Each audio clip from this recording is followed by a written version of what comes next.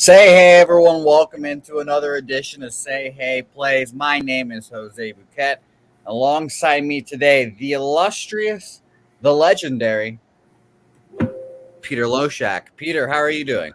I'm doing okay. Baseball is upon us. I'm very prepared. What we're going to do in today's show, of course, we'll go over today's games, just 6 games. The lines were out, 2 doubleheaders. The lines were out a little bit late, but we're going to go over the entire fucking league, all 30 teams. And a lot of people are probably thinking, oh God, all right, a 4-hour show. Sorry, I'm checking out. No. Super brisk pace.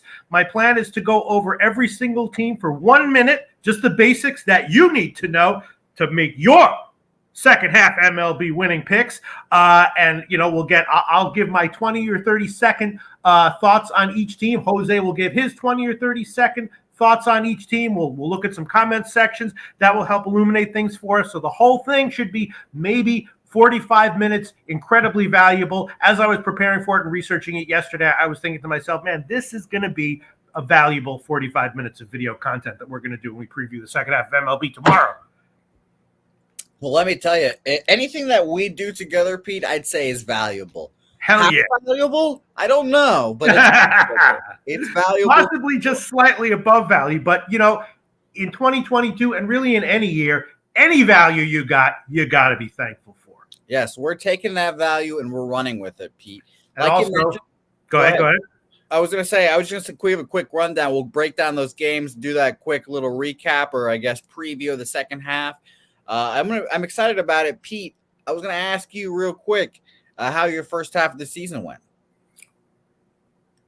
Interesting. Like many seasons, I did. Okay, so the thing that everyone wants to know: very profitable, but not as profitable as it should have been. I made some mistakes. I did a lot of things right. I did some things wrong. I got snake bit a little bit. When I think back on my first, that's a great question, Jose Bouquett. I wasn't the first thing I think back. When I think back on the season is, we all have, like, it seems, and it might be just a matter of variance and, the white swan or whatever. It seems like there's like 1 or 2 teams or players or whatever that we're just always on the wrong side of. And for me in the first half, that was the Milwaukee Brewers. I don't know if you remember, but they had like a run of like 8 or 12 losing days in a row. I was on them like 7 or 11 of those games, right? And then when they started winning again, I was on them a little bit, but not that much. And then just to prove that there was some kind of a cosmic thing going on between me and the Milwaukee Brewers, I had a free play parlay, big free play parlay at one point. And the last leg of that parlay was like the one blown save that Hader had the entire first half. It was the last leg. I was going to cash like a huge amount of money. The Brewers were up in the 9th inning by like 1 run. I was like, I got this. Fucking Hader blows the save. So I was snake bit by Milwaukee and hemorrhaged a lot of profits there. But, you look at things overall, and overall, there were profits to hemorrhage. I had a positive, profitable first half. How'd you do, Jose Bouquett? I kind of feel the same way, Pete. There were the teams that bit me in the ass. That team mainly was the Boston Red Sox for obvious reasons. They killed me. But I'm currently suspended from betting the Red Sox side, so that has led to good things for me. I ended the season, Pete, 294 and 286, up 21.91 units. Most of that, I would say, well, not most of it. I would say the last day before we headed into the break, I went 3-1-1. Shout out to my guy Nemo Picks. I think his Twitter name is @NemoPicks. So go follow him because he was the one that sent me some insider information that was like, you know what? I think Jackson Holliday is going to be taken first overall in the MLB draft. So I went ahead and I bet Jackson Holliday first overall pick plus 450. Give it out officially, cashed it here. And that was one of the catalysts that led to a 3-1-1 day to get us up. Very, very nice. And I also want to personally thank you for not sending that information over to me. But I'm very happy that you cashed it yourself. Oh no, I know we're not close like that yet. We don't trade inside Pete, if you responded to me, I'd text you every day. I hear you. You're a busy man. All right, so let's do another once over of the first half. So a lot of my profits in the first half did come from Seattle. We'll talk about them.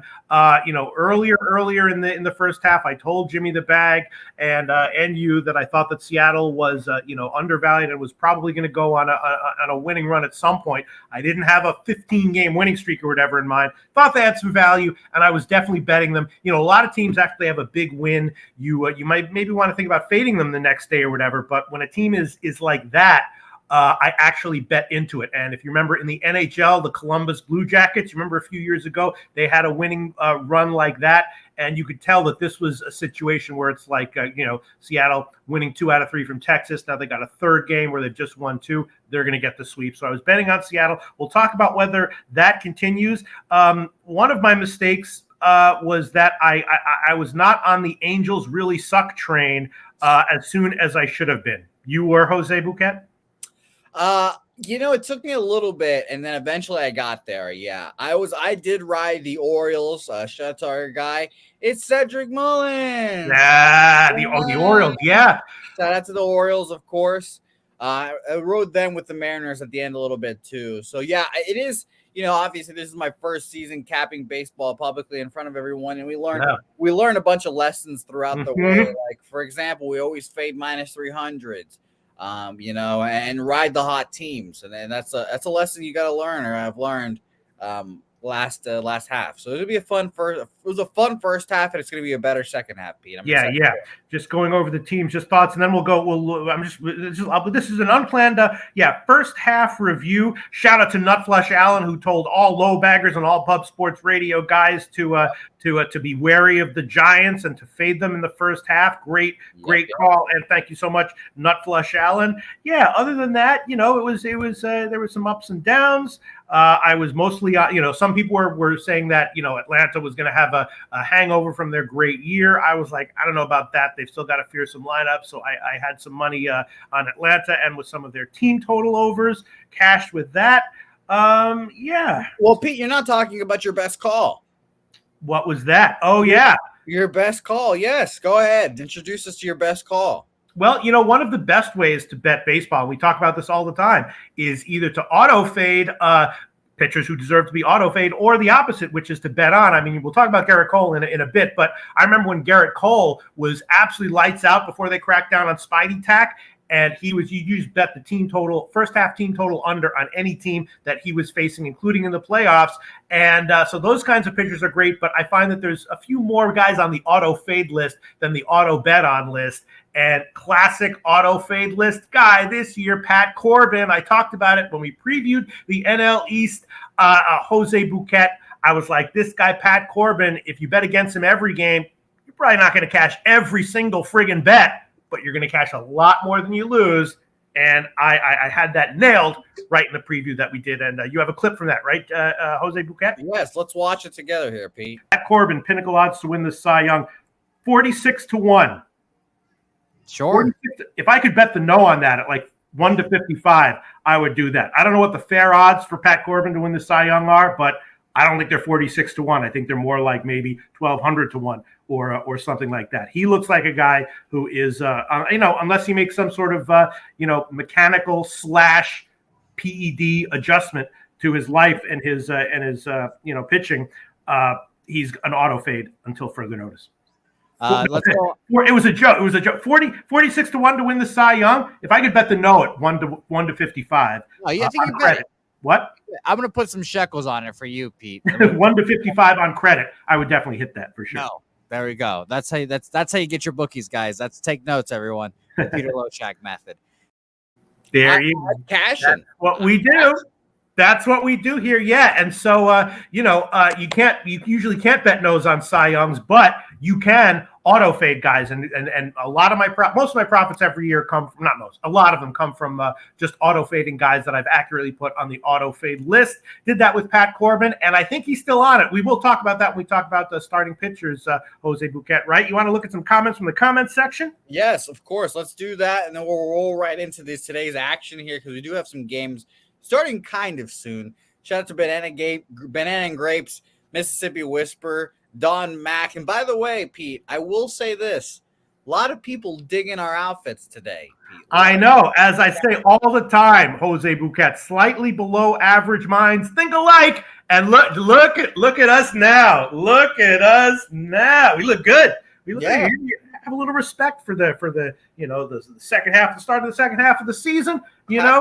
It's it's so true what they say. If you want to be a winner, you got to look like a winner. And exactly. I'm looking at the screen right now. I'm seeing 2 winners right here, at least the way we look. We look like winners. So how could this go wrong? I think there's no way we can fail, Pete. There's no way we can fail. It's going to be fun. It also looks like we have court today, Pete, according to Saturated. But we're good. We're going to take these bookies to court here, and I'm excited to do it. Ron Crawford, by the way, spreadsheet play today, Houston in game 1. Shout out to you, my guy. Ron Crawford, Stellar Girl in here, Big Show picks, Viper MB, Mike M, all you guys, Nasty Nate. Thank you guys for joining us. All right, Pete, you ready to get into That'd be cool. You know how they say when you go to court, you shouldn't be your own lawyer?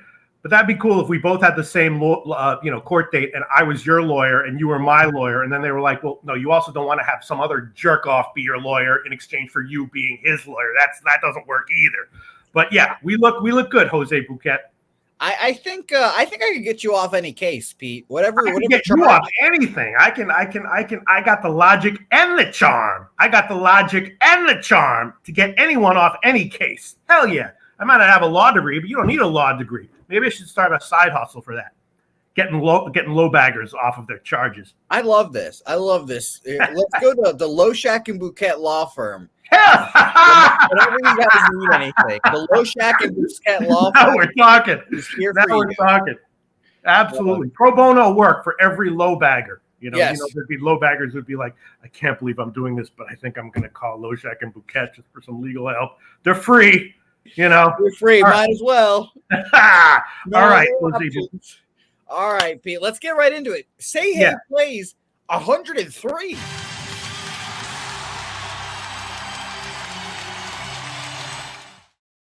Say Hey plays 103 officially underway here. And I'm glad that we've got this matchup, Yankees Astros, the only matchup that I really truly want to talk about, Pete. We've got a doubleheader. Jordan Montgomery and Christian Javier are starting game 1. Odds are now out for it, thankfully. Minus 130 for Christian Javier, plus 108 for the Yankees. A total at 7.5 here. Ron Crawford on them in game 1 for the spreadsheet play of the day. I agree with him there. I think traditionally, I'd just rather bet the Yankees over the Astros this season. Their matchups this year have been close, obviously, but it seems like you can always get plus money with the Astros. Today, not the case with obviously the better pitcher here on the bump. But I think the minus 130 is kind of deserved. I consider taking a first 5 minus a half at plus 105. But I'm more interested in game 2 in this game. So I'm not going to talk much about game 1. I'll let you do your thing here, Pete, and we'll talk about game 2 here. Yeah, I was a little bit surprised that the lines weren't out.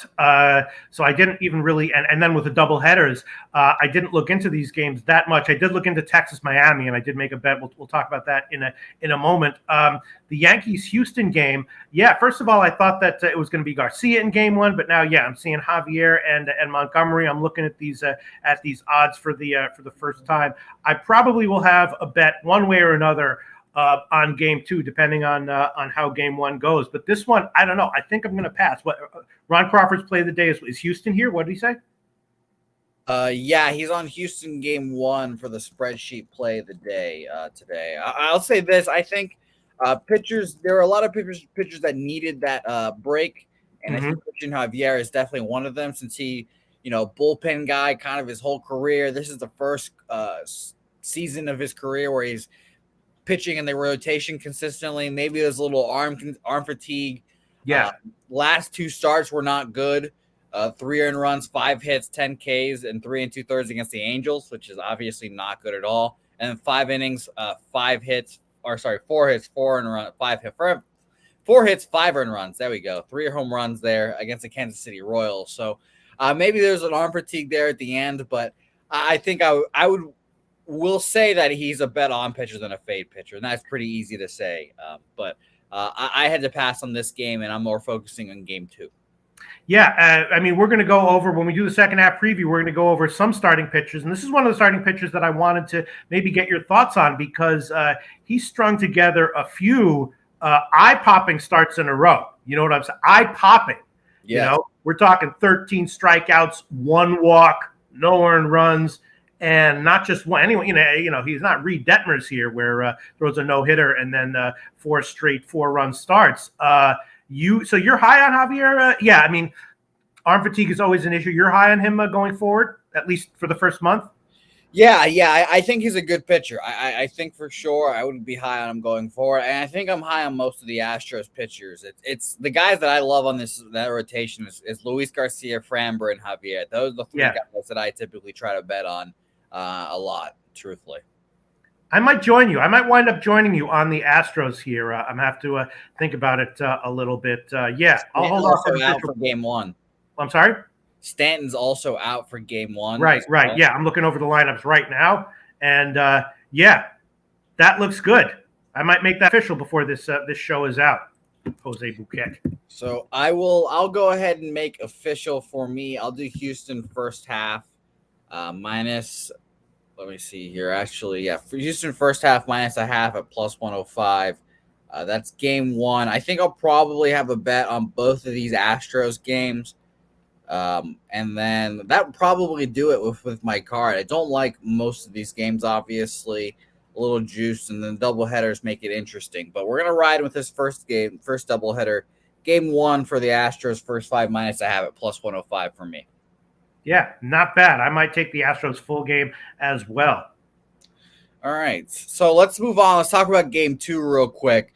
Official pitchers announced here to Domingo Germán. Yeah, look at that. Going to get the start here. And let me double check the line here because obviously they had to put the line with no pitchers now.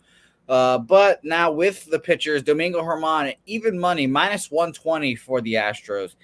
Pete, I'm going to go ahead and make that official too, actually. I'm going to take Houston for full game in game 2. Really?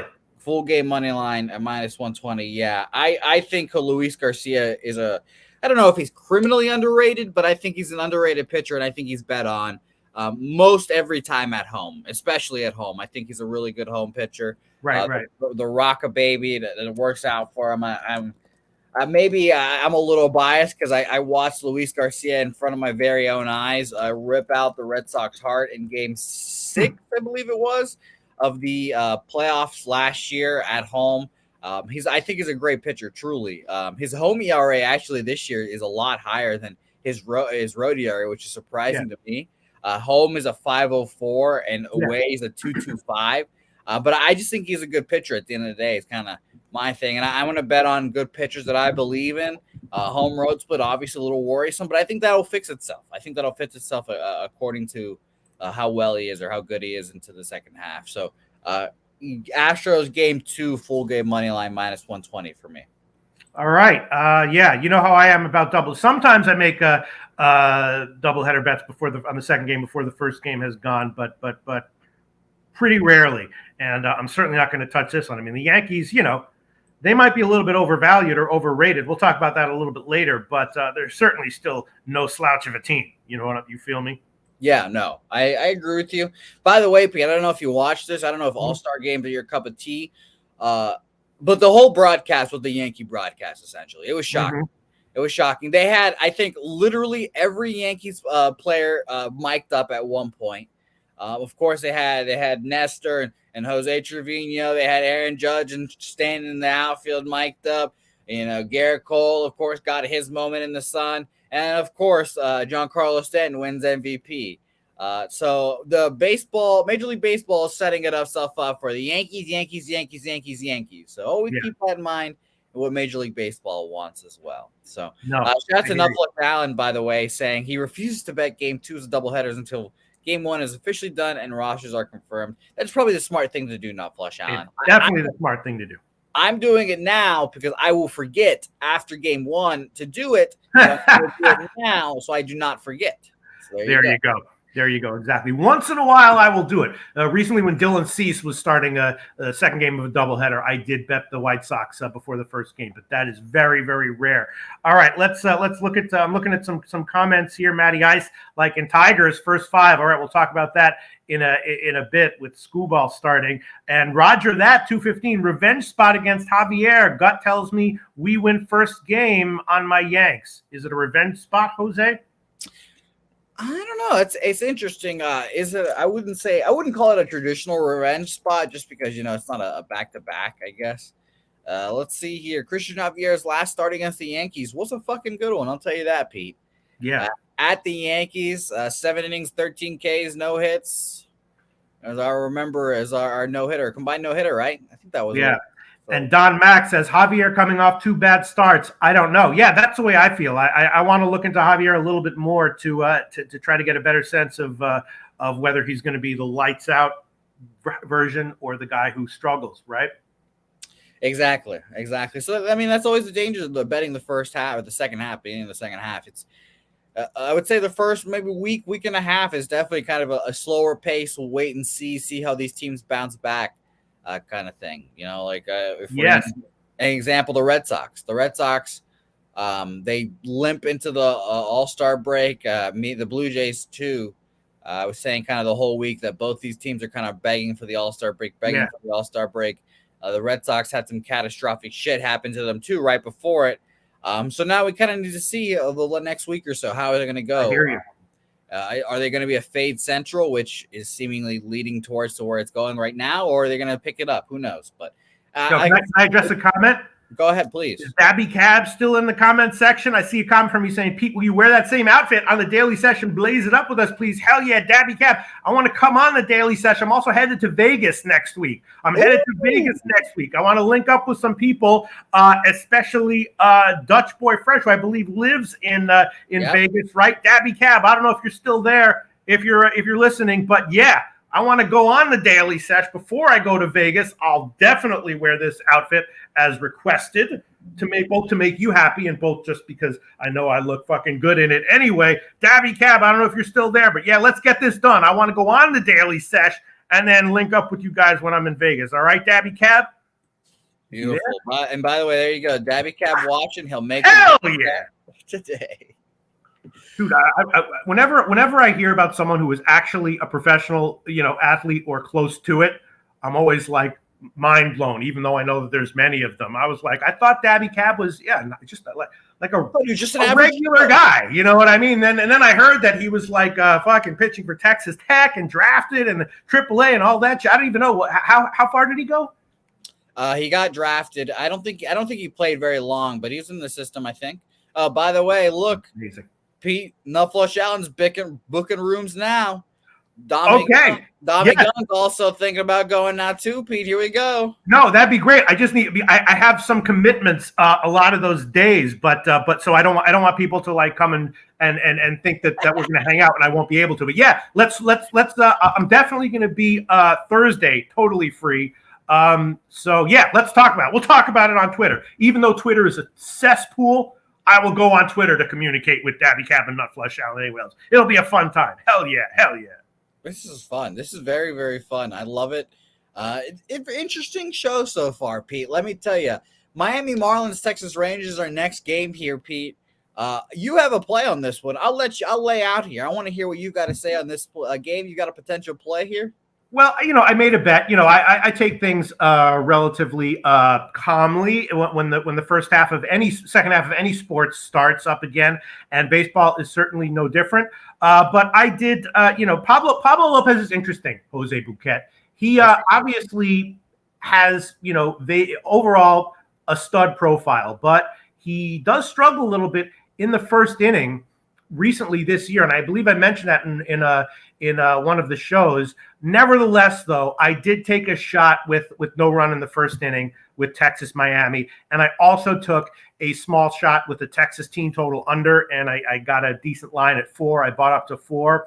I think Lopez should have and I also took a very small shot with just the full game under at 7 minus 108. It looks like it's gone down a little bit since then. Think Lopez should have a decent start here.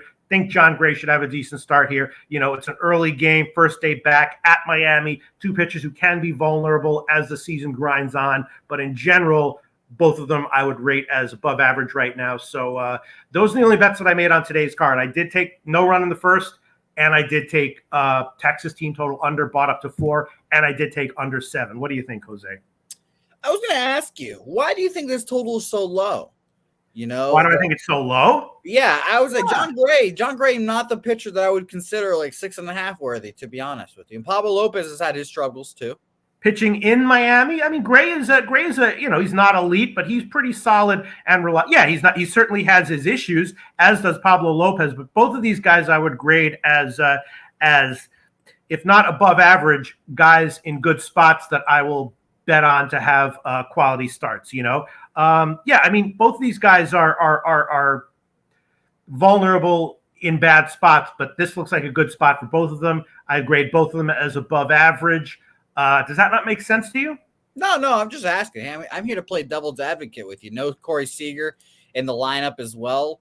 So I would like that under. I would lean towards that under. Drip Skylark asking if Chisholm is still out. I think he still is out. Yes.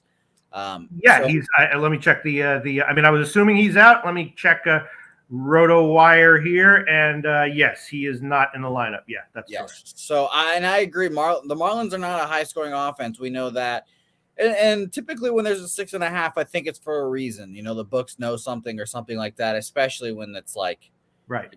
These kind of pitchers. So I would lean towards the under as well here. Pablo, obviously a better home pitcher than a road pitcher. We know that is kind of his history. Home 2.35 ERA, on the road at 3.26. So.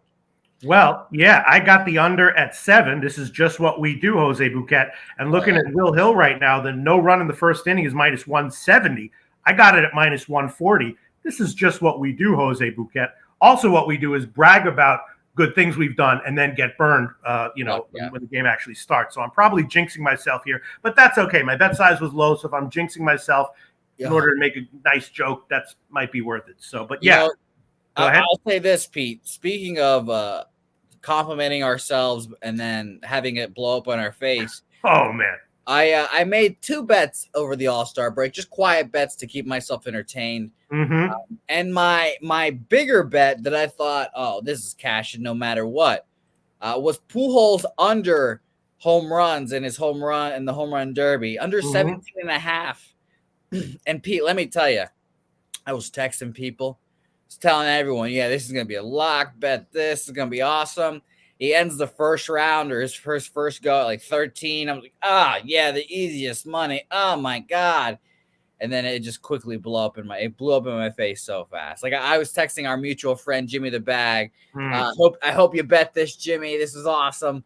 And then just blows up in my face immediately. Pools. The other bet was the under in the All-Star game. So I guess I broke out even, but it's just a very painful loss. So I understand what you mean by that, Pete. No, I hear you. And I mean, when I brag, it's almost always for just to make a joke, not out of ego, but I still get screwed when I do that. But that's all right. You know what? I got it at minus 140. I'm seeing it minus 152 right now at Pinnacle. We can make that official. I'll make that an official play. Texas, Miami, no run in the first. The problem is just that Pablo Lopez this year has had first inning issues, but I'll take it anyway. No run in first, minus 152 as an official play. That's a current line at Pinnacle.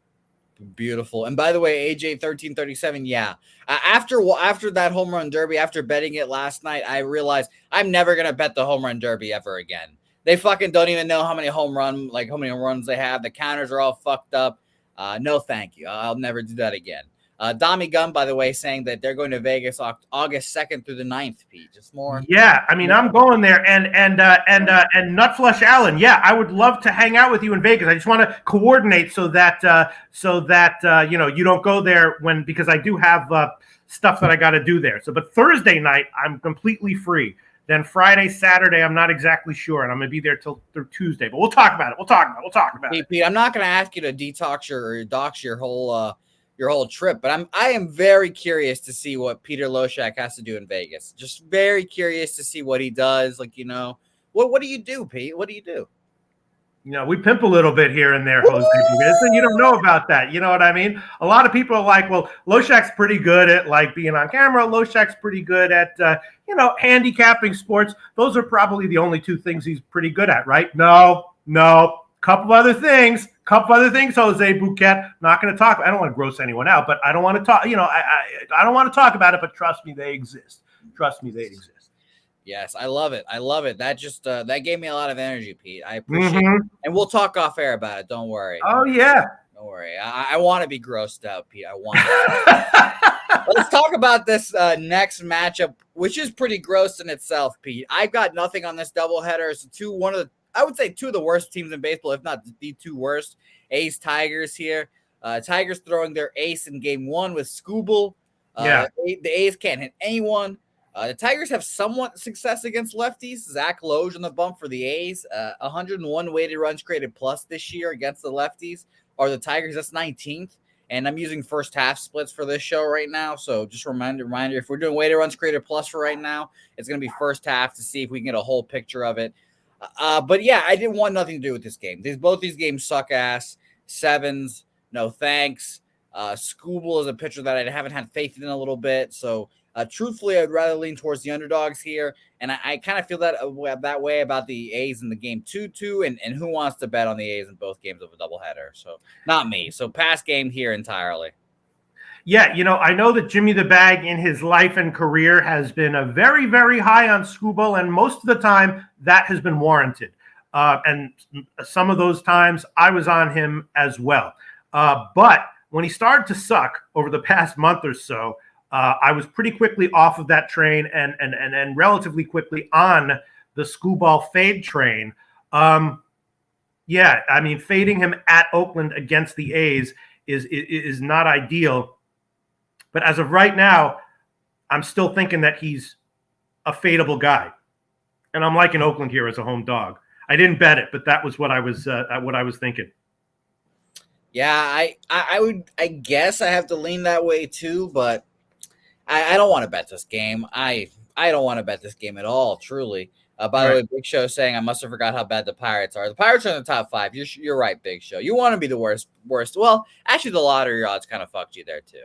But yeah, I don't want to bet this game at all. Like both games either. We can show the other graphic for the other game too. Montas versus Garrett Hill. The line basically flips to the -160 going to the A's. Same total. I think it's the same issue. I don't want to bet this game at all. I honestly, I think I would lean towards the unders in both games. Both teams coming off the All-Star break sleepy. I mean, obviously, fucking only one guy on both teams obviously makes the All-Star team for both of these guys because there's no more else. But still, I just pass game here. You felt the way you feel about doubleheaders, Pete, is the way I feel about this doubleheader. This one's putrid. Yeah, I might have a bet on this one. Dommy Gun, Skubal fires today. I've been off of him also. Big Show picks. Fade him all you want. Give me Skubal, baby. Mr. Heat says A's is the play. It's just, the Tigers aren't a great team either. And I saw, plus 130 as a home dog for Oakland. It's all right, I guess we pass on it. Yeah, I think it's a pass game, Pete. I love Jimmy, but I don't love his embracing the bum fights. This is a game where I just pass. I'm like the viewers here. I don't want to talk about shit teams, Pete. Two good teams, though. Two teams that I will talk about happily. The Giants and the Dodgers here. Carlos Rodon versus Mitch White. I'm a little surprised Mitch White's getting as much respect as he is. Rodon has pitched against the Dodgers twice this year. 1-1 with a 1.5 ERA. 12 innings pitched, 2 earned runs, 11 Ks, 5 walks. That's a good track record. His last appearance of Rodon went 6 innings, 2 hits, no earned runs, 8 Ks, 3 walks. I don't want to back the Giants here, truthfully, just because their bats are not where I'd want them to be. And the Dodgers are just all-around wagon, obviously, and maybe you've got that good momentum going from the All-Star break back in their place, all blah, blah, blah. So I would lean Giants here at a decent plus money price with Rodon, obviously, but I couldn't make anything official here. Yeah, Rodon also, I know he's going to pitch, but he also had a hand issue. I know if he's starting, then that means the hand issue is probably 100% better, but it's worth noting, right? Yeah, and the line has moved a little bit. Maybe I fucked up the graphics, but minus 135, plus 113 right now for Rodon, 8 at the total. So it's moving for sure. I don't know, man. When I was looking, I might have a bet on this again. I didn't go too in depth into any of these games. My first thought was, you gotta like the Dodgers here. No, yeah, not that much plus money. I would say I think it's the heavy odd, the heavy juice for a reason. You know, I think that Vegas is smart when they do that shit. So I had to just ultimately stay off here. Mitch White is coming off a bad start, his worst start of his career, actually, or his season, I should say. 5 innings, 10 hits, 6 earned runs against the Cardinals at the Cardinals. Maybe the break was good for him too. Yeah, but I don't want to pay to find out. Truthfully, I don't want to pay to find out. And the Giants bats are just never reliable enough for me to want to back them. Truthfully, so that's why I passed. And Mitch White pitched a little better at home this year, at 3.6 at home compared to a 4.68 on the road. So it just seems like a Dodger spot to me, even though the Dodgers have the clear mismatch when it comes to starting pitching. Okay, I guess we did it. LJ from H-Town, by the way, a good note here to close the capping portion of the show. A's are 1-13 in Frankie Montas's last 14 start, 1-10 in his last 10 home starts, or 11, I should say. Weird spot tonight, though, with the A's are favored. You know, I'd agree with you. It's a good stat. Thank you, LJ, for putting that in there. That's a really good stat. And I think it's normally against any other team probably would fade him here, but the Tigers just make it so fucking tough. Yeah, and he also has had a shoulder issue that I think we can assume is 100% better if he's starting, but maybe not. He has not been 100% healthy recently either. Yeah, he needs good starts to get traded too. So it's always interesting to see how that shit goes. But Pete, let's recap our plays real quick. If we have any plays, obviously it's a short card, six games. So you know, not this show's not based on our plays today. It's more of our analysis in the second half, right, which will come up here very soon. Real quick, my 2 plays were just Houston related. First half in the first game, -0.5 plus 105, and then full game money line in game 2 at -120. Pete, anything for you? You know, I bet Texas Miami. You know, we're on first inning at -140. The best line now is -152. Very concerning. Just that Pablo Lopez has first inning issues this year. Might be due to variance, but you can't deny it. But I think it's a good spot for both of these starters. Again, I also bet the under at 7. If I didn't have a bet at -108, which I got, I'd probably take whatever it is right now. Yeah, that's it for me. But I might I might bet Houston first half as well and join you guys. I'm sorry, for first game and join you guys on that one. By the way, shout out to Rocco Rogers giving me a shout out for the Jackson Holiday pick. Yeah, I'm gonna love Jackson Holiday now. Jackson Holiday is going to be my guy. That kid looks like he's like 13, but I love him now. So shout out to him. And Stillwater, Oklahoma guy, so Oklahoma State guy. So I like him in that aspect as well. All right, Pete. So you wanted to break down the second half of the season for a lot of baseball clubs. So I'll let you lead the way here because I want to hear your thoughts. Obviously, there's all right, a lot of them in that big brain of yours. Let's start with the American League. You do your thing. I'll chime in with some notes every once in a while, and you just take the wheel, Pete. I believe in you. All right. So here's what the plan is. Everyone watching right now, what I'm planning on doing is just giving a 30-second overview of each team and commenting on what maybe I'm expecting. Then Jose Bouquett will comment to what I said for about 20 or 30 seconds. And then anyone in the comments section, if you have anything to say about the teams that we're talking about, please post it because we need all the help we can get. And then we'll move on. So this should be, a minute and a half for each team. The entire segment may be, 30 minutes, 45 minutes. And we'll get some basic essential information looking ahead to the second half, and then we'll do a quick, rundown of maybe some starting pitchers, auto fades or auto play-ons, or just question marks that we're thinking about for the second half. Let me see. All right, comment section here. Mr. Heat says, hate to say it, it's a good yes run in the first inning in that Marlins game. All right, we'll see how it turns out. All right. Jose Bouquett. Now, obviously, in the second half, injuries and the trade deadline matter. So let's, before we go team by team, let's just start with that. I mean, trades obviously throw a huge monkey wrench into everything. Luis Castillo from the Reds probably will be traded. Juan Soto, is he going to be gone for Washington? He's going to be traded. What are you thinking about as far as, are there any players that you're thinking about who are likely to be traded, will make a big impact one way or the other on various teams? Well, I think that the question is, and Pete, it's a funny you asked me that, because there's one team that I think will determine, at least in my life, my happiness, and they're in a predicament. The Boston Red Sox are in a spot where they don't know if they want to either sell or buy here, and if they're sellers, they've got a lot of people, they've got a lot of bats that could help them out. Now, I'll start with Juan Soto real quick. I don't think he gets traded this trade deadline. I'd be pretty surprised if someone got a deal together that quickly. It's probably going to be an off-season deal if it happens. As for the Red Sox, they're not in the playoffs right now. They've got a lot of free agents coming up.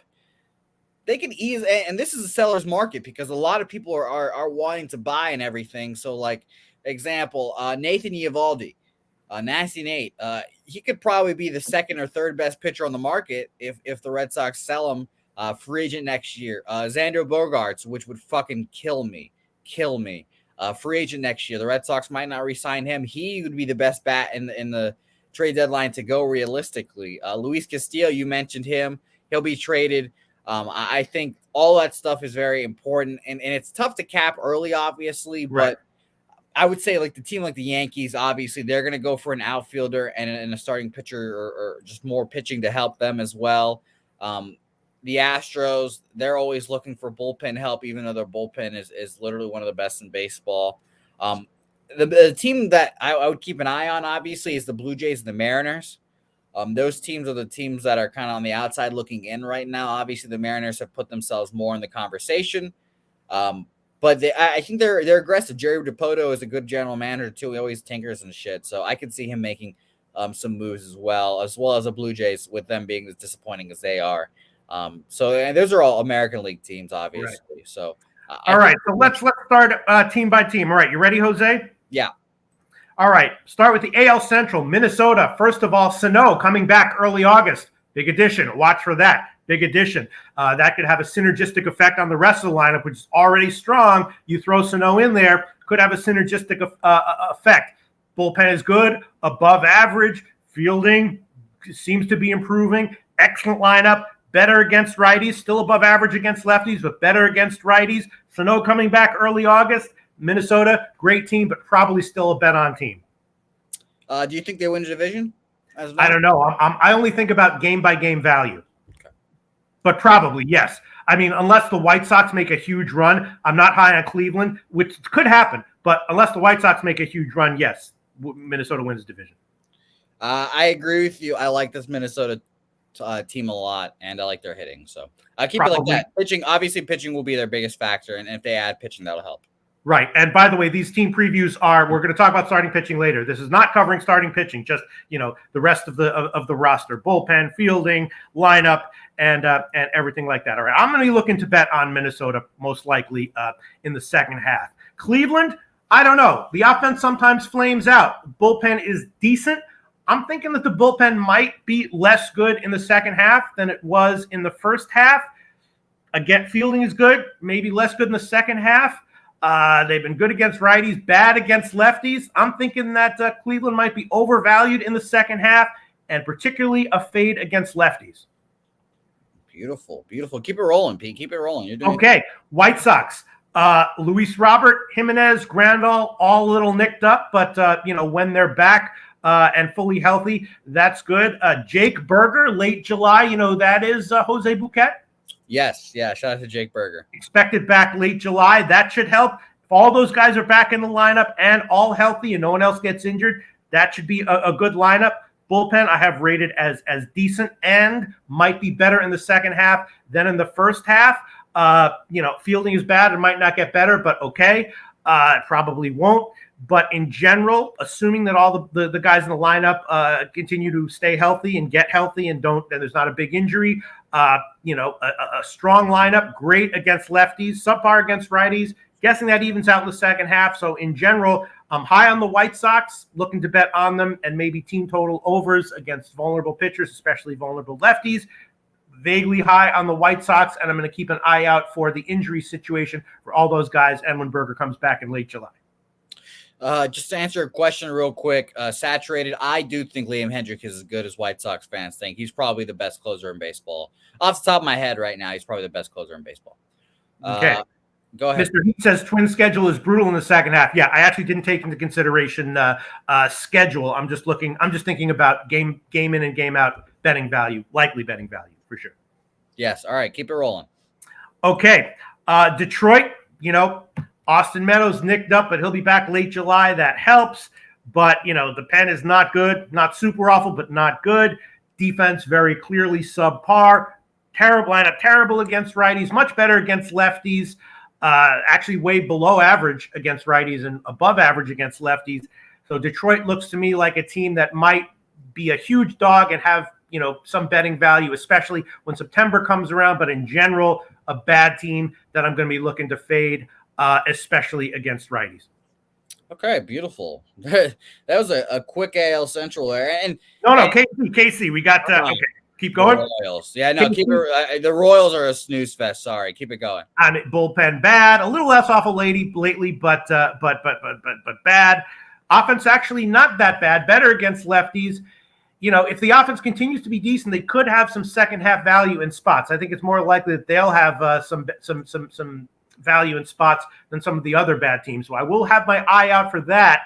And I'm going to have my eye out for the bullpen. If the bullpen can somehow be, just a bottom five instead of absolute worst in the majors, KC could have some sneaky value. But in general, looking for them to continue to be bad and to fade them. Although definitely in spots, because the offense I have rated as, not that bad, especially against lefties. Beautiful. I like the Royals hitting too. Bullpen obviously not, but Royals hitting, yeah. Go ahead. Okay, and an audible here, Jose, can you just scan the comment section? If anyone posts a comment about any of these teams, shout them out. Yes, I got you. Saturated, by the way, is saying that his Chicago-based sportsbook is offering a White Sox over 89 wins. Feels trappy at plus money, but there you go. I would not back that just because it's the sportsbook offering it in Chicago. That always sketches me out there, Saturated. So I like your first instinct there. Okay. But that's it. That's all the comments, Big Show asking about the bullpen, all that good stuff. But good stuff is always coming from the comments. Let's keep it rolling. Okay. AL East. Start with the Yankees. What is there to say? Injuries could come. That has happened to them before with some of these hitters. So the injuries could happen. Judge, Stanton, any of those guys could go down. But the offense is great. Bullpen is excellent. Fielding is great. Offense actually more potent on the road. I do always keep that in mind. I guess the only question is, are the Yankees going to be, so great that they get overvalued? Certainly possible. As of right now, I'm not quite seeing it. They're a dog to Houston today. I'm just going to take a wait and see attitude with them, but obviously an awesome team, right? Yeah. I'll keep it short because I'm a biased piece of shit. I think their bullpen is going to fall apart eventually. I think their arms will get tired. But that's just my opinion. So, yeah. No, I would agree with you. I have that as a concern as well. Offense looks great, though, and unless injuries come, I'm going to be at very least looking for team total overs from them on the road. All right, next up, Tampa Bay. Ramirez, Diaz, Franco all banged up. Franco out till September. The other two should be back now. Bullpen, I have the middle of the pack, but I'm guessing they'll be a little bit better in the second half. I would assume top 10. That might be wrong, but that's just giving a big benefit of the doubt to Tampa Bay. As of right now, bullpen, I have it rated as middle of the pack. Same thing with fielding, not good, not great. Lineup about average, better against lefties, but improving recently. Wouldn't be surprised if the offense winds up being better than average in the second half. But again, that's just based on giving a lot of credit to Tampa Bay for making midseason adjustments. As of right now, it's not the best Tampa Bay team. Wait and see. And that's my take. Very average right now. Yeah, I think they're like they've got playoff team written on them, but like they've got like first round exit playoff team written all over them. So, okay. Agreed. Toronto, maybe the single most interesting team in all of baseball. Jose Bouquett. Yes. Bullpen average, fielding decent, lineup a lot better than against righties. Despite the fact it's a very righty-heavy lineup, but their numbers are much better against righties. That could just be variance. Of course, they have a new manager, psychological issues. Right? There was a run where they were just winning game in and game out on the road. Jimmy the Bag was on that train immediately. Shout out to Jimmy the Bag.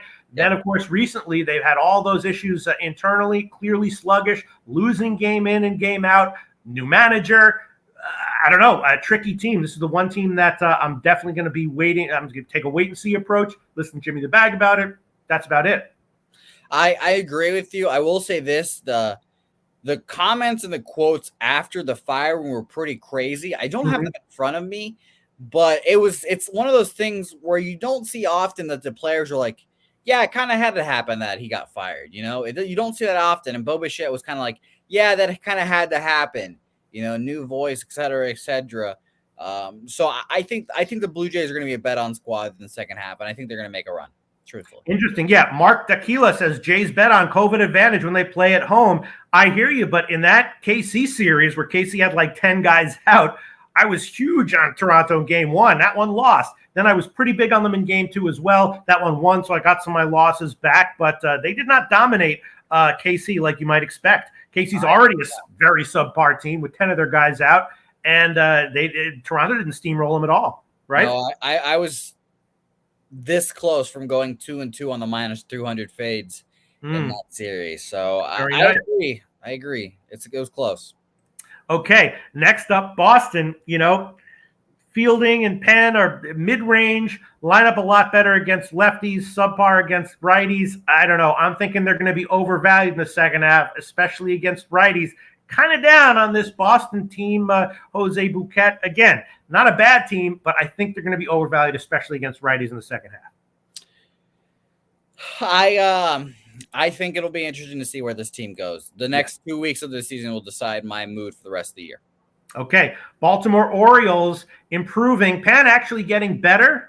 I'm guessing the bullpen will be above average or maybe even top 10 in the second half. Fielding is good.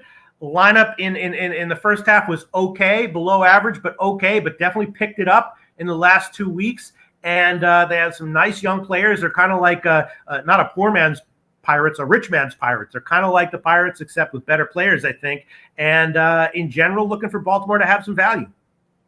I agree. I think they're a fantastic squad. And as much as I hate to say this, I wouldn't be surprised if the Red Sox finish under them this year. Yeah. All right. AL West, you ready? Yep. Houston Astros. Obviously, Alvarez is out until late July. I think he's expected back in a week or two. That'll be huge when he comes back, obviously. Bullpen, excellent overall. Top 10, likely to be in top 10 as well in the second half. Fielding, excellent, arguably number one in the majors. You know, people like Houston, they're so great offensively and in the bullpen. They have some nice starting pitching. How's their fielding? I would say number one in the majors. Offense is great, but better against righties. Maybe expect a little bit less greatness from them against lefties, but in general, Houston is a team that I'm going to be looking to bet on, especially against righties.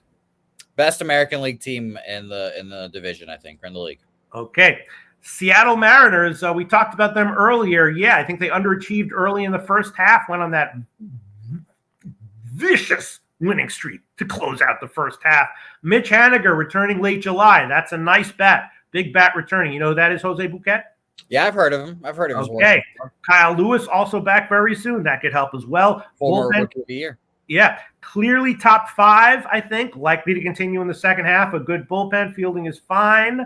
Offense good. Probably a bit better against lefties. Still good against righties, though. You know, the winning streak could be some sort of psychological thing. I'm not exactly sure what to expect from them, you know, first week or, you know, a couple weeks out of the break. But no reason statistically to believe that Seattle won't continue to be a bet-on team. And I'll say this. This is a team that will add. As like we mentioned earlier, I think offensively they will feel like they're missing pieces, And like you mentioned, Kyle Lewis, he's a former Rookie of the Year. The outfield's kind of crowded out there, so Yeah, I can see them flipping Kyle Lewis to someone for an interesting piece. So yeah, again, a nice team, and getting Haniger back. That's a nice big bat, right? yeah. I mean, he's quality. He's a quality major league player as well. So I agree with you wholeheartedly there. So Seattle, I think, is going to be play on for me until further notice. All right, Texas Rangers, ready? Bullpen below average, not bottom 5, but below average. Fielding not very good. Lineup way better against lefties and righties. In general, though, it's just I think a fade team for me, and probably especially against righties. Took the words right out of my mouth. The Rangers are not good at baseball. Right. LA Angels, oh man, here you go. You got Trout, you got Ward, you got Ohtani. How can you lose? You can. That would be like if we had like you, me, Nutflush Allen on a handicapping team. How could you lose? The answer is easily. Easily you could lose. You know what I'm saying? Yeah. Also, Trout has a back issue that can linger. And if Trout is out or playing hurt, that's even worse. Bullpen subpar and getting worse. I'm guessing the pen's going to be a liability in the second half. Could easily be bottom 10 in the majors in the second half. Defense below average. Lineup, I don't know. LA Angels probably continue to be a fade. I agree with you. I think the back injury, if real or not, because I kind of feel like it could be a little bit of baloney, to be honest. Back injuries are kind of the one thing that athletes use all the time. Like, my back hurts a little bit. Like, you don't feel like playing or whatever. Your back hurts. Shout out to Ben Simmons. Right. So I wouldn't be surprised at all if at the end of the season, the back's a little strained. They're like, you know what? Let's not even take any risks with it. Let's shut them down because we're getting fucking blown out. We don't have a chance to win the division anyways or anything. So I can see that happening. But I will say this. I got it at plus 300, not good odds preseason, but Shohei Ohtani MVP every year until it breaks. Every year, every single year. Yeah. Ohtani, well, he's on my list of starting pitchers to talk about. That's always very tough when an elite starting pitcher is playing for a legit elite starting pitcher is playing for a legit awful team. So tough to handicap because you got a huge positive and a huge negative going in opposite directions. But yeah, hard to imagine the market catching up quickly on the Angels, but who knows what'll happen in September. Then Oakland A's, Penn bottom 10 in the first half, better in the last 2 weeks. The Penn might be a little bit better in the second half. Fielding is good. Against righties, the lineup is awful. Against lefties, not good, but better. Probably Oakland is a fade against righties, even if the Penn is better. Maybe bet on them in spots if they become a big underdog, which would be possible in upcoming months. But looks like a fade team as well, especially against quality righties or decent righties. Yep, agreed. Okay, move on. Yes, sir. All right, NL Central, ready? Let's do it. I'm excited about this division. Yeah, the Milwaukee Brewers, a team that I have been snake bit by this year. Bullpen top 10, not elite. If you want to say they're elite, fine. If you ask me, my opinion, top 10, but not elite. Agreed. Still top 10, though. Fielding overall, small liability, I would say. Lineup worse against lefties. Not exactly sure what to expect. Lineup a notch better against righties. I'm not sure what to think about Milwaukee going forward. I agree with you wholeheartedly about the bullpen. It's really, truly two guys. They've got two really, really, really good guys. And that's about it, and Devin Williams and Josh Hader, if you made a list of top 5 to 10 relievers in baseball, I'm sure they would be on it. But yeah, it's just everything else around it doesn't make me feel great. I had the Cardinals to make the play. Actually, I had them to win this division. I didn't bet it, but I had them to make the playoffs as well too. So shout out to them. But the Brewers always find a way, man. It's shocking to me that they always win this division every year. Yeah. All right, St. Louis Cardinals. Arenado also with a back issue, right? But he's having a pretty good year, so that might be. I don't know if that's fake, but that could linger. But he's definitely having back issues, and if so, he might have a significantly worse second half than first half. Yepes is out till mid-August. Those are two of their big bats. Other than that, all they got is Goldschmidt, Gorman, not much else. So the offense not very good. Penn roughly average. Fielding is pretty good, but okay. The offense was fine during the season statistically, less good the last 2 weeks. Struggles, I'm thinking, could continue. Offense clearly better against lefties, which makes sense. But, against righties, I'd be looking to fade St. Louis, maybe unders, and maybe team total unders against decent righties. Agreed. Okay. What do you think Arenado's is going to be okay, or do you think he's going to have? Well, he also is kind of an injury-prone player. Yeah. And like you mentioned, he's actually doing well, and the Cardinals are in it. So, this is like a for-real back injury. Right. So I would say it's definitely a concern. Like, I wouldn't feel comfortable betting the Cardinals without Nolan Arenado in that lineup. Their offense is already lacking as it is, and Goldschmidt's having an MVP season of his own as well. So, yeah, I think it's tough to back the Cardinals without Arenado. So I would hope he's in. Pittsburgh Pirates, an interesting squad, a young squad.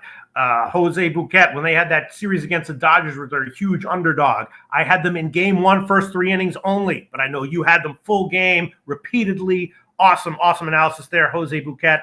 Losing Brian Reynolds is bad, though. He's out indefinitely. I'm not seeing any timetable for his return. Still, they have a young and a hungry roster, but below average pen. Not exactly sure what to expect from the second half, but I think it's pretty clearly below average and not likely to improve. Fielding also a liability. Not sure how much that's going to improve. Offense overall pretty clearly below average, but again, it's a young, hungry lineup that probably will maintain its energy, so could have betting value as a huge underdog in September, similar to their series against the Dodgers. As of right now, though, especially with Brian Reynolds out, I got to think that they're mostly a fade. I agree. I have not bet them since Brian Reynolds went out. And Ono Cruz has been a disappointment to me, at least. Yeah. So I agree. Team, but the results haven't quite been there yet. No, I should. In reality, I should have been doing my Pirates team total over 3.5 with the Orioles. Mm-hmm. Right. Yeah. There you go. But yeah, you don't get those lines with the Orioles. They're actually a good team. So yeah, no, I agree with you guys. It's the Pirates are not that great. I'm probably not going to be betting the Pirates as much in the second half, unfortunately. And yeah, shout out to big motherfucking Ragu who told us about the Orioles team total overs a while ago. You remember that? Yeah, shout out to Big Ragu. He's the man. Man, yet another awesome call there. All right, Chicago Cubs bullpen earlier in the year was really good, but really started to come back down to earth later in the second half. I would assume their bullpen's going to be average in the second half. Not a liability, but definitely not top 5 and probably not top 10, although possibly I would predict average. Defense a liability overall as well. Not quite bottom 5, but close. Offense was about average on the year. Much worse in the last 2 weeks. In general, they look like an uninspiring team to me, and in general, look like a fade. Agreed. Okay. Cincinnati Reds, bullpen bad. Definitely bottom 10, maybe bottom 5. I would predict continuing to be a bottom 10 bullpen in the second half. Not sure if improvement should be expected, but I wouldn't until I see it. Defense not good overall as well. Lineup definitely better against lefties, not good against righties. And, we'll see, who they trade, if there's a fire sale here, but I'm looking at them as a fade, and especially against righties. I hope that they fire sale. I just hope that Luis Castillo is off that squad. That is my big Reds thought. Please trade Luis Castillo, please. Yeah. And if they do a fire sale and they become a massive underdog in September and bring up, a bunch of youngsters, who knows? They could have value then. But as of right now, with what they got going right now, I'm looking to fade them, and particularly against righties. Okay, NL East, Jose Bouquett. Yep. All right, the Mets and Atlanta. We could just do both of them at the same time. Very similar teams, but let's split them up. Mets, bullpen great, clearly top 5. Defense is average, but fine. Lineup, above average, not elite in my opinion, but above average clearly, a bit better versus righties. A quality team. How much line value will they have? That's a little hard to say, but in general, a very quality team that I would not feel comfortable fading. Yeah, and Mets and Braves are my 2 NL favorites. Okay, Atlanta Braves, almost the same thing. Bullpen great, although was worse as the first half wore on. Possibly just an average bullpen in the second half. Fielding okay. Lineup similar to the Mets, very good but not elite. Similar to the Mets, a good team, a great team, not quite elite, but I feel very uncomfortable fading them. And Ozzy Albies comes back mid-August. Not sure how huge that is, but it's worth noting. I think it's a huge piece, so I agree. No, I like I said, I think the Braves and the Mets are the two best teams in baseball, and I think that the World Series winner comes from either one of those teams. There's Big Regu in the comments section saying ready for a big 2H. Is he talking about himself or is he talking about the Baltimore Orioles? What does that refer to, Big Regu? I think he's talking about himself, but I think he feels the same way about the Baltimore Orioles. Right. Okay, Philadelphia Phillies. You ready, Jose Bouquett? Yeah, what a fucking team this is. Well, yeah. First of all, Jose Bouquett, you made some good calls in your life. You made some bad calls in your life. But the Bryce Harper under RBIs for this year that you made in our NL East preview, Jose Bouquett, shout out to you, my man. That was I remember now the RBI totals on DraftKings or whatever it was were nuts. So, yeah, the Bryce Harper one was, I think, my favorite one for sure. The other one, yeah, the Bryce Harper one was a great call, but that was only your second best under RBI call of the NL East. Best one was Duvall. Oh, Adam Duvall. That was, yeah. The whole thing is, guys, those next year, get yourself a DraftKings account. I'm going to. Go to the RBI props and just take them all under. All of them under, because they were crazy this year. Awesome call, Jose Bouquett. You talked about that in our NL East preview. All right. Bryce Harper returns late August, unless he puts up, 80 RBIs in September. His RBI number is going to go. What do you say, Jose? No, I'm sorry. I'm just imagining an 80 RBI September. I'm imagining it in my head already. It can happen. Segura returns mid-August, so maybe Philly gets a big boost around late August when Harper comes back. Although he might need a week or two to get reacclimated. Bullpen kind of average overall. Good for them. They had a horrible bullpen for years on end. This year they tried to improve it, and they did. I would guess it'll be average in the second half as well. Fielding's below average, but we knew that coming in. And the lineups, without Harper, it's just slightly above average, I think. I agree. Kyle from Waltham is a very streaky hitter. So whenever he gets hot, But when he's cold, it's pretty tough. And it makes it really tough for that Phillies offense. Castellanos has not been that great this year either. So they're not going to make the play. Well, I would say that, but the extra wild card will make it interesting. They're not going to win the division, is what I'm. All right. So betting on Philly, I guess I take it game by game. I mean, there's certainly not an auto fade. But yeah, I would much rather. The funny thing is, I would much rather bet on the Phillies when Wheeler and Nola aren't starting. Right.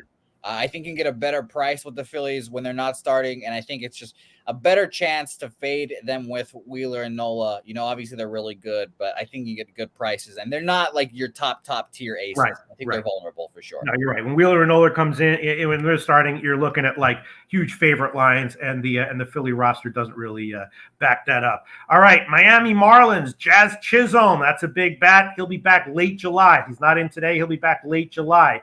Bullpen looks average, although they, kind of bottom 5 last 2 weeks. I'm guessing the bullpen will be average at best in the second half. Would not be surprised if it actually winds up being bottom 10. Fielding is good, fine. The lineup was terrible against lefties in the first half. Not exactly sure why they should be that bad against lefties. They have a lot of righty bats in that lineup. Last month they struggled against righties as well. When Chisholm comes back, that's a nice boost. But in general, I'm a little bit down on Miami for the second half. Yep, I agree. They're going to have to call up their pitching prospects at the second half. I think that'll be interesting. Right. Maybe we see Sixto Sanchez back in our lives against. They called up Max Meyer last start, and he had a pretty good one against the Cardinals, I think it was. But he had a pretty good start in his first thing, too. So that will be the obvious aspect that I'll be watching of it. But it'll always be, can they hit? Can they hit? Can they hit? And they can't right now. So we'll see how they. All this analysis is not taking into consideration trades or youngsters being called up, especially in September. So we're just talking about what we think about them right now. Yep. Washington Nationals, bullpen subpar on the year. Not that bad last month, but in general, average at best, probably slightly below average in the second half. Fielding is awful, bottom 5. Lineup subpar, obviously, even with Soto. If they lose Soto, Washington is a team I'm willing to fade, although they will be a huge underdog in a lot of their games, I'm suspecting. And this is a team that the market might make an adjustment on, might adjust too much. But as of right now, my first thought is fade. Agreed. No reason I want to watch this team. Okay. And then NL West, LA Dodgers. Bullpen elite, although it did drop off a little bit later in the first half. Last 2 weeks, it was not number one in the majors, maybe top 10. But I'm guessing it should be at least top 10 in the second half as well, maybe top 5. But I would be shocked if the bullpen is not top 10 in the second half. Fielding's good. Lineup crushes righties. Good against lefties too. Tops against righties. It's very possible, especially with Kershaw starting, that we'll see some of those old minus 400 lines with the Dodgers that might not be justified. But as of right now, hard team to fade. Yeah, I'll fade them when they get to the playoffs. Right. I think this Dodgers team's not a good. Well, it's not bad. I was going to say they're not a good squad, but that's just comparing them to the last couple of years. This is the worst Dodgers team in the last couple of years. I think that they will be a fade team in the playoffs once they face other really good teams. But yeah, in the regular seasons right now, they're going to roll on, win this division, and do what they do. Right. Joe Yurkovich says Nats very bad in the first half, might progress to the mean, could be profitable. Yeah, this analysis is also not taking into consideration how much the market might adjust. It's entirely possible, especially if Soto gets traded, that the line will just go nuts with the Nationals and that they wind up being like a plus 280 dog multiple times and have some value at those lines. All right, San Diego Padres, Fernando Tatis back early August. Obviously, that's a huge addition.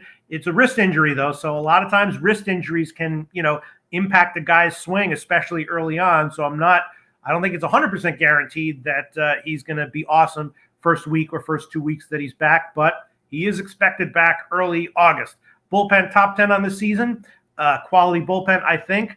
I think they'll be average at worst in the second half, fielding excellent. And the lineup was just average, but when Tatis comes back, it's not easy to say how much of a boost that will give them, but it should give them at least a little boost. Might give them a huge boost. San Diego is a wait and see team, I guess. I agree. I don't know what the fuck we're gonna get from Tatis. Right. I have a feeling that he might start off a little cold too, which will freak everyone out. So yeah, San Francisco Giants. Bullpen subpar and got worse as the first half progressed. Fielding awful. Arguably the worst in the majors by a margin. Arguably worst defense in the majors by a margin. The lineup was actually decent overall, though. Average against righties and good against lefties. So, maybe when they're on the road against a vulnerable lefty in a reasonably hitter-friendly park, maybe I'd think about betting on their team total over, even if I wouldn't bet on them on the money line. But in general, looking to fade them against righties, not so much against lefties. And definitely looking to bet on team total overs with them against vulnerable lefties, even at home. Yeah, and I'll say this: I think they should be a fade team, or not a fade team. I think they should sell. Excuse me. I think they should sell off. They are right now a half game out of the wild card spot, but they've got the Braves, Padres, Phillies, and Cardinals in front of them. I think all those teams are pretty much better than them. I think they could sell off a couple pieces and get some guys back and help them out in the long run. But maybe I'm saying this because I have their team total over, team total under, and I want them to suck. So I would like them to sell. I think they should sell, but it's a really interesting squad. I think the Giants are one of the more fascinating teams day to day. Right. Colorado Rockies, bullpen bad, bottom 5 bad, one of the worst. Fielding bad, got better late in the first half, but still, bottom 10, bottom 5. Lineup awful against righties, awful on the road, not that bad against lefties and at home. So, Colorado, a fade team. I would look to, against decent righties on the road. I would look for Colorado team total unders, even if it's like a 3 or a 3.5. In general, yeah, a fade team. Bad everywhere. Against lefties at home, probably pretty decent, though. So might bet on them in that case. But in general, bad team all around. Agreed. Don't want to talk about the Rockies at all. Okay. Arizona Diamondbacks. Bullpen was awful, although a little bit less bad in the last 2 weeks. Okay. Only bottom 10 last 2 weeks as opposed to bottom 5 for most of the season. Fielding actually very good. Top 5, okay, good for them. Lineup below average, but did well against lefties in the last 30 days. Arizona is a team that bad overall, but I've somewhat successfully found spots to bet on them in the first half. I feel like I was pretty good at reading good spots for Arizona in the first half. Definitely an overall bad team, though, and definitely I was factoring in the awful bullpen when I was betting Arizona games. So if I was going to bet on them, it would be first 3 or first 5, and if I was going to bet against them, it would be taking the full game. Agreed. RIP to Dallas Keuchel, who got released from or DFA'd from the Diamondbacks recently. So RIP to our sweet prince. Okay, and that's it for every single major league team. I think that was overall quite good MLB content here in 2022 at Pub Sports Radio. Beautiful. Pete, real quick before we go, let's mention those starting pitchers we want to back here. I'll go first real quick. You want to go one for one? You name a name, then I'll name a name? Sure, we'll do that. I'll probably run out of names before you, Pete, but I'm excited to talk about it. Odd Shark, real quick, has the first 5 most profitable pitchers. And number 1, to no one's surprise, he's been that guy all year. I'll start off, Paul Blackburn, 12-6, first 5 record. I don't know if I want to back him second half. It'll be interesting to see how that goes. But I don't know if he's going to stay on the A's either. I would think, first instincts is like they're going to trade him, but he's under control for a while. So I could easily see him being an Oakland A for a little bit here. So Paul Blackburn, someone I would look to back on the road, not at Oakland, on the road specifically. So Paul Blackburn, number 1 for me. Okay, I was pretty high on him for a while. Right now, I wouldn't say I'm down on him, but I wouldn't say I'm high on him. It doesn't help that he could. Go ahead. I would say I agree with that. Yeah. Okay, let's see. What name do I want to throw out here? All right, here we go. Alex Manoah. Jose Bouquett. Is he going to continue to be lights out or close to it, start in and start out in the second half? At the end of the first half, he was a little bit less than elite for a bunch of starts in a row, right? Yeah, I think that's fatigue. I think that was a fatigue thing. I think. So why would that not come into play in the second half as well? That's a good question. Hopefully the Blue Jays use him a little smarter. Hopefully that he, consciously was aware that, oh, shit, I was tired at the end of that first half. Maybe let's do some crunches, some squats, maybe lay off the fried chicken a little bit.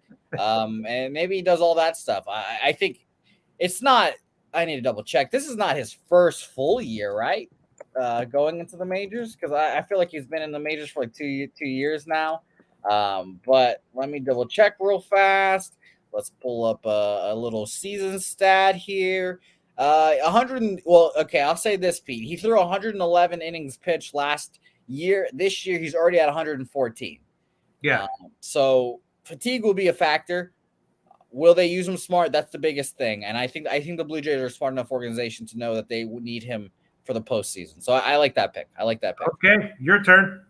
Let's see here. I'll mention Dabby Cab here. I can't bet on this guy, but Yu Darvish, 12-2-3 this year on the first 5 records. He's a beast. I can't, like I said, I cannot back him first 5 or else I would ruin it, but I just keep riding that first 5 record. It's shocking to say. I don't know why he is as good as he is. I personally am not a Yu Darvish guy. But it's working out for him. So Yu Darvish for me, and a quick little slide in here. We mentioned the Astros pitchers, Jose Urquidy as well. Another guy that I like backing, especially on the road or at home, Jose Urquidy, I like him a lot. And I think the theme that I've projected in my head is good pitcher or good teams, but they're bad pitchers. Jose Urquidy, I guess, could be considered that for the Astros. I'm not backing the Yankees, for example, when Garrett Cole's on the bump. I'd rather back them when Nestor Cortez is on the bump. He's obviously gotten a lot of hype this year, so he's not technically their bad pitcher, but he's not their super hype pitcher. So just, examples there. Okay. And by the way, anyone who has any comments about any of these pitchers that we're talking about, please post them in the comments section. Jose Bouquett, you want to give me a tough one? You think you can handle it? Sure. I got this. Okay. I think you're an excellent MLB handicapper, but this one might be a little bit too tough for you, Jose Bouquett. Zach Gallen. See, he's 9-3-5, this year so far, first 5. So obviously he's been a profitable pitcher. He's in the top 10. I don't know if I want to back him just because I want to see him pitch a whole season. He had a really good start of the year, and recently he's been kind of falling off. I don't know, but recently and fallen off are both, I would say, understatements. More than recently and more than fallen off. You're right. I'm looking at his game logs. It was from the let me try to do my months in my head. January, February, March, April, May. Well, from May 19th, excuse me. From May 19th on, it was just been shit. His last 4 starts earned run-wise, 2 earned runs, 4 earned runs, 3 earned runs, 6 earned runs. So you're right. Why do you want to back him here, Pete? Why do you want to back him? What do you say? I mean, the question is way too hard for me. I assumed it was too hard for you too, but you gave a nice answer. Yeah, I don't know. I think he's a. I mean, when he was good, when he was on his game, I had a great read on him, and I made a lot of money betting on him, even though the Diamondbacks sucked. And I got off that train pretty quick, although I didn't quite have the balls to fade him. I'm not sure what to expect from him in the second half. I'm assuming that he will be more of a fade than not. Really? Yeah. I don't know, man. It's a curious thing. He's given up a home run in his last 5 starts in a row. Right. I don't, and this is an easy thing to say. I don't want to back the Diamondbacks. I don't want to back the Diamondbacks backs with him too. So it's super tough to say. And by the way, Mark Schillenberger also mentioning Manoah mic'd up. I'd say the All-Star game. The MLB has the best All-Star game, and it's not even close. So shout out to you, Mark, for the comment. Best All-Star game, and it's not even close there. All right. Go, what? I was going to say, I just liked your pick there. I liked your call out with Gallen being maybe a fade. Just keep an eye on him. Keep an eye on him. I like your idea there. I mean, in your defense, that was probably the single toughest starting pitcher question that you could have been asked out of all the starting pitchers in majors. The only one who comes close in terms of hard to figure out what to expect would be the who's coming up next. But I'll bring up that guy after you shout out your name. Sure, I'll bring up a guy that I think is tough. I think Garrett Cole is super tough. He's obviously super juiced in most outings, but I never think he's really worth the juice. He pitches really well, obviously, too. It's not like he's sucking every time. He went 7 innings, 4 hits, no earned runs, 11 Ks versus the Reds. But against a good team, I really would like to fade Cole, I'll be honest. I mean, maybe it's just the Red Sox. Maybe that's why my bias is in there. But, Minnesota Twins, he got crushed this year. Maybe I don't know. I just never think that Garrett Cole's worth the price. And he's always a pitcher that you need to watch and see what you're getting with. Maybe he's just a good pitcher against bad teams too. That might be a thing too. But I'll say this: never back Garrett Cole against the Red Sox, and I'd be hesitant to back Garrett Cole against anyone that's good. Right. Yeah, I'm not necessarily down on Cole as a pitcher, but I agree with you as a bet. He tends to be at least a little overvalued, if not way overvalued. All right, Jose Bouquett. Here we go. Another tough one. You ready? I'm ready. You know what's coming. Martin Perez. What do you got for me, Jose Bouquett? Fuck if I know, Pete. I don't even know what to do with Martin Perez.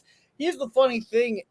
I don't know if he's going to get traded. I don't think he is, which is really going to be shocking to say, Pete, because he should be like one of the better trade chips here, but they've already talked about re-signing him to a long-term deal in Texas.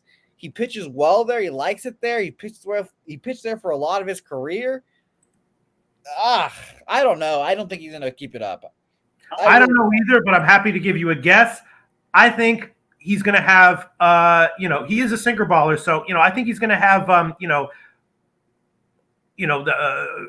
shutout, 7-inning shutout starts thrown in here and there to the end of the year. But I would say at least half his starts are going to be where he gets hit. I think if he goes to a new team, I think for sure he gets hit, though, Pete. I think he's one of those guys where you trade for him, you get excited about trading for him, and you get him on your team, and he immediately starts sucking.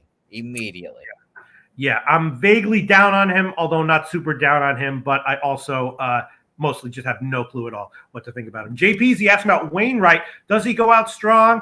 The answer is I think yes. I mean, he's agree. mentally he's awesome. Physically, he's just not what he was. So, he's not going to give you 7 innings, 1 run, start in and start out. But I do think he'll give you 6 innings, 3 runs very reliably, and you can bet into that.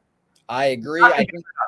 I think Wainwright's has been okay to good this year, and I think he has a good ending of his season and career. Yeah, I would agree with that. All right, you want to throw out a name, or you want me to throw out a few?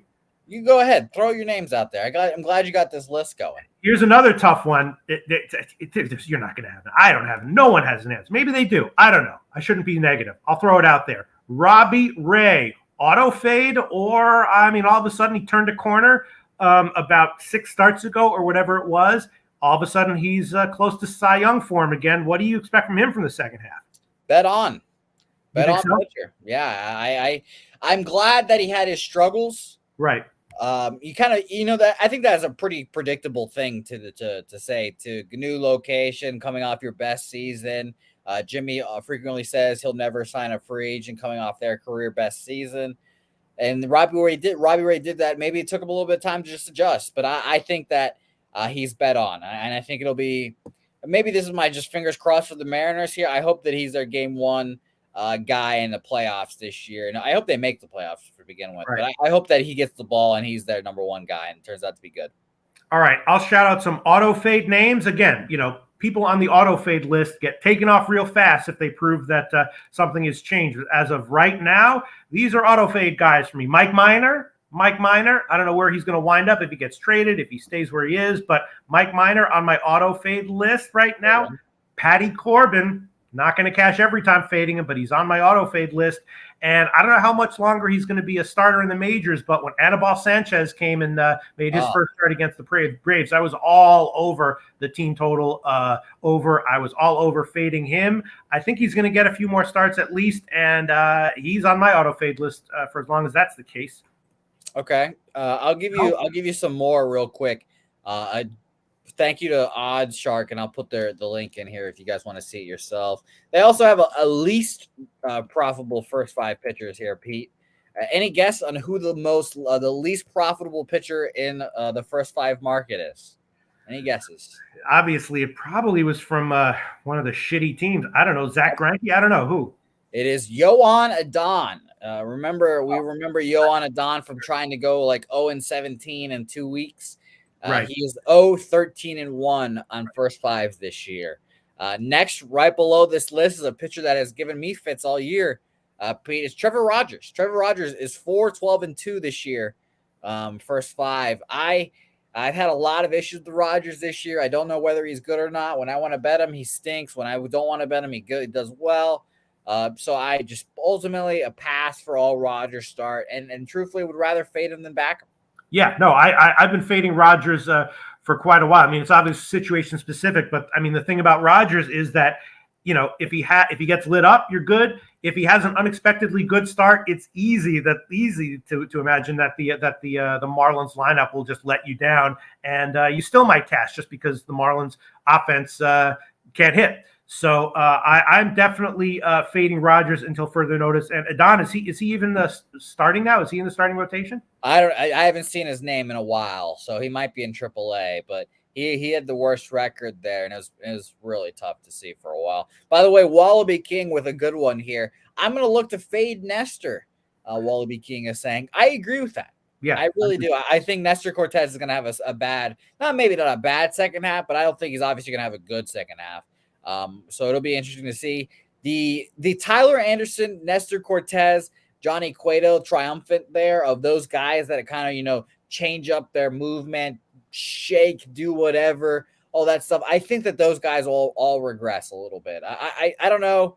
Obviously I was a shitty hitter and not a major league hitter. So I don't know how much is affected, but I just feel like that shaking and moving always just, at some point it gets old and you can predict it and you can time it up.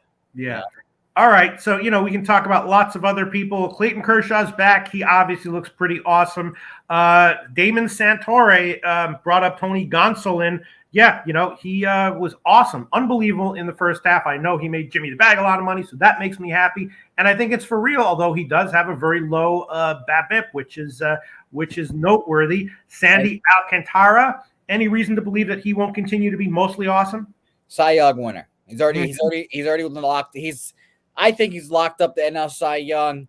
He's doing what Jake Arrieta did a couple years ago when he was on the Cubs and just absolutely dominating.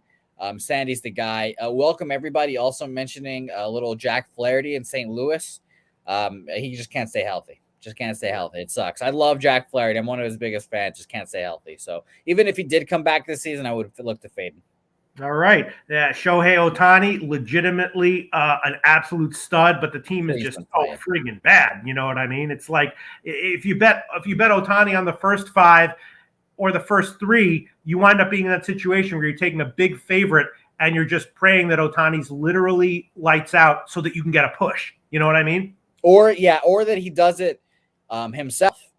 You know, right. You're asking him to literally do everything there, drive in the double and then throw the 6 shutout innings too. So, yeah, I agree with you. And P, I mentioned this in the preseason. I said that Ohtani's already got the MVP in his pocket. So I know he's a freak and he's a competitive athlete, and I want him to go for that Cy Young. So I'll just say this, guys. Ohtani starts, they'll obviously be super juiced, but he's going to go out there and he's going to shove, I think. Yeah, I mean, the way you can bet Ohtani is opposing team total unders. So if you have first 5 team total under, that can be a way to go. The full game team total unders can have value too, but they're going to be low. Sometimes they're 2.5s. And if Ohtani goes, 7 shutout innings, now you got 2 more innings where the other team can face the bullpen and the defense and put up a couple runs. So very tough there. I agree. I do not want the Angels bullpen for sure. But if you have first 5 team totals, I think betting opposing teams' first 5 team total unders against Ohtani, even at 1.5 at a big favorite line, it can be a justifiable thing to do. All right, we got Chris Sales, Shane McClanahan, Charlie Morton, a lot of fascinating guys. But we can wrap it up if you want. Jose Bouquett, listen, anyone else you want to shout out? We can't go over every single pitcher. You're right about that. Just quickly, Chris Sale, I'll mention broken pinky, the fucking absolutely ruined me, Pete. That ruined my All-Star break, I'll admit it. He's not done for the year, but when he comes back, I'm not going to back him. Truthfully, it's his pitching hand, and you need your pinky to throw your changeup. And that was the pitch that I was saying kind of like the whole time. Where I was like, I need him to throw all 3 pitches. I need him to throw his changeup again. Because it's super easy to just sit on fastball slider. So that kind of fucked him. Shane McClanahan's a beast. He's going to win the AL rookie or AL Cy Young. And then Charlie Morton, I'd have no fucking idea either, because I thought the way you and Jimmy talked about him earlier in the year, I was a Charlie Morton guy, but you guys kind of got me off of him because you guys were like, oh, it's Trembolone, No, I mean, it's just like, I remember like 5 years ago, he was on my auto fade list for like a few months, Yeah, and he's turned out to be pretty good. I'll say this. I would fade him in the regular season. But once postseason comes around, he's a fucking dog, and I'll back him against anyone. I don't care what the price is. Charlie Morton is a dog in the postseason, and I'm excited to do that. All right. Well, I think that was I think someone probably found that MLB preview useful. Also, they can watch it on replay. Yeah. I would if I wasn't in it. Right?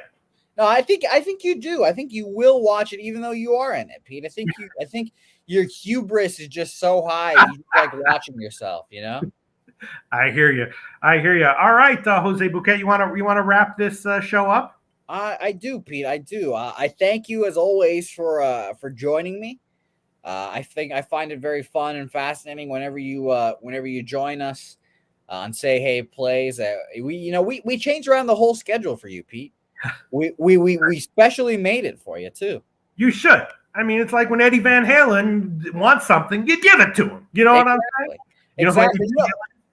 Funny. I don't know who. I don't know. I know the band Van Halen. I just don't know what he looks like. I learned that they're all brothers, right? They're all family. I didn't know that they were all family. So shout out to the Van Halens.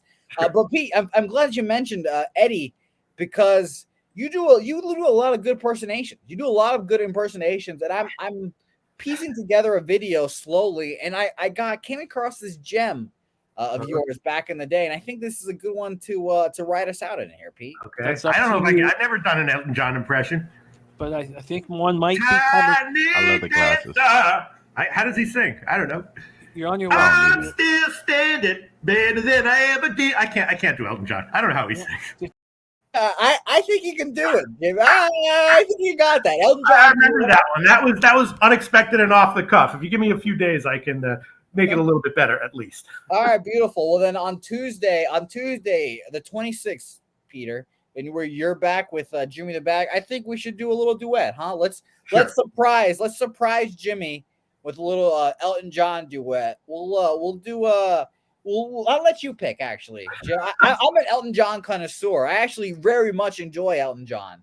There's a weird thing about me there. So you pick the song, I'll be ready, and we'll do a duet. Sounds good. I'm in. I'm very when in Rome about pretty much anything, Jose Bouquett. If it would please you, I'm in. Good. That's, you know what, Pete? More people should be like that. If it'll please you, then do it. Thank you, Pete. I appreciate it. And, Mike M saying it's a great tune. It's a great tune. You've got it. Shout out to Milli Vanilli, who I've heard of, but I don't know what he did or what he does. I'm guessing a rapper. But I don't know. Mark Schillingberg, Mr. MDR, thank you guys. Wallaby King, picks from Dave, asking a good question. Peter, are we going to church after this? We can. If it would please someone in the comment section, I will. Okay, picks from Dave. We'll be going to church after this. We'll be praying for winners. Thank you guys, as always. Pete, I appreciate you for joining me. Good luck with your MILFs, first of all. Thanks. Good luck with the MILFs in Vegas. I hope that we get to see some pictures, some videos, maybe even a show from Vegas. I want to see Peter in the Vegas element. I want to see all that. First things first, I got to get on the Daily Sesh show. That is facts. I never knew I needed something so badly, Pete, and I need Peter Loshak on the Daily Sesh. Need it. I'll bring the best strains I got. What are we talking about? What are we talking about, Pete? I know you talking strange. Lemon twist. Ooh. Okay. Gorilla glue.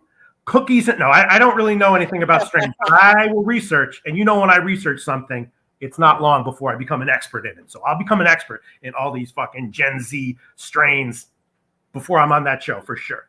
Beautiful. I cannot wait. Peter Loshak coming to the Daily Sesh every Monday through Friday at 4:20 Eastern. A very convenient time for everyone out there. So thank you guys, as always, for watching. We'll be back here again tomorrow. At least I will be back here again tomorrow. 5:30 Eastern, 4:30 Central. Connor Mack joining me. Peter, I'll see you on Tuesday. Absolutely. Me and you will combine for some Elton John. Yes. I'll try to find some glasses before then. No promises, but I'll try to find some glasses, and it'll be great. Right on. All right, beautiful. Thanks, everyone, for watching. Don't forget to say hey on social media. My name's Jose Bouquett. Over there is Peter Loshak. And we'll see you guys next time.